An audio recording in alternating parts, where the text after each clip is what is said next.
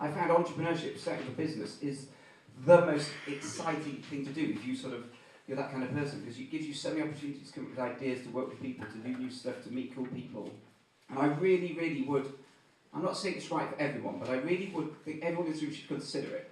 Because here's a fundamental truth. All of us are definitely capable of setting up a business. If you've ever organised just, I don't know, like a day's sporting match, or a holiday or a night out with friends, or you've helped someone, like maybe a family member organise their wedding, if you've done any type of little organisation like that, you've absolutely got what it takes to set up a business.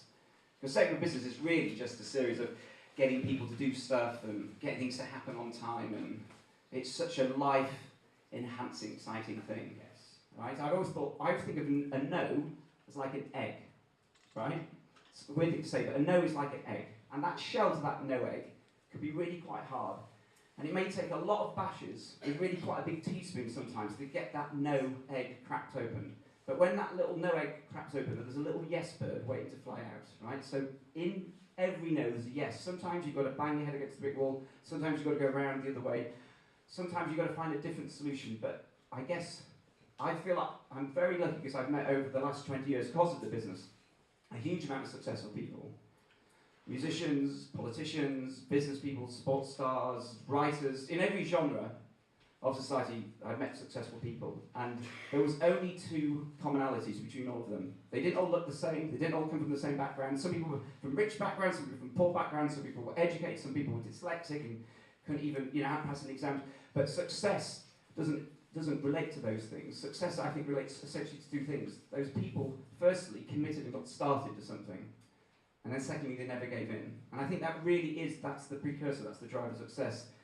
Getting started and then refusing to give in. Having that inner resilience. So this is another amazing thing that we didn't realise back then, but it's totally true about this country.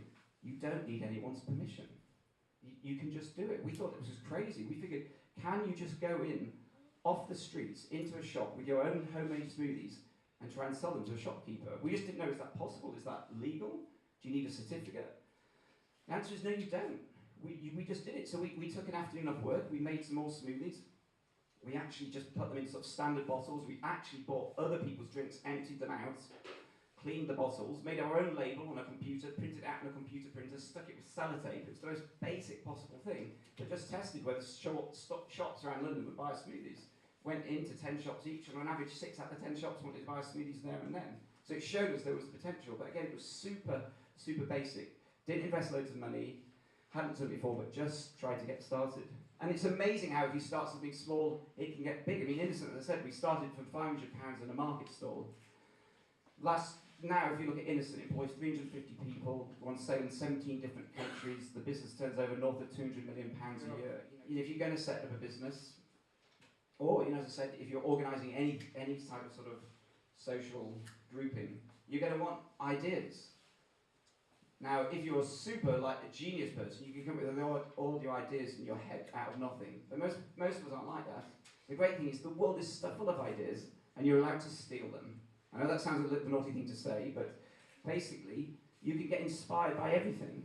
By what you see on telly, by what you read in books, by what other companies do, by what you hear about other people doing, by what the school's doing. And I think one of the jobs of the entrepreneur is just to be really excited and interested and curious about the world. Just to find out what's going on, reading the magazines, checking the blogs, tracing pictures, just seeing what's cool, what's new, what's different, but always thinking, is there anything there that I read about that I can use back in my group, back in my gang to help us achieve our goals?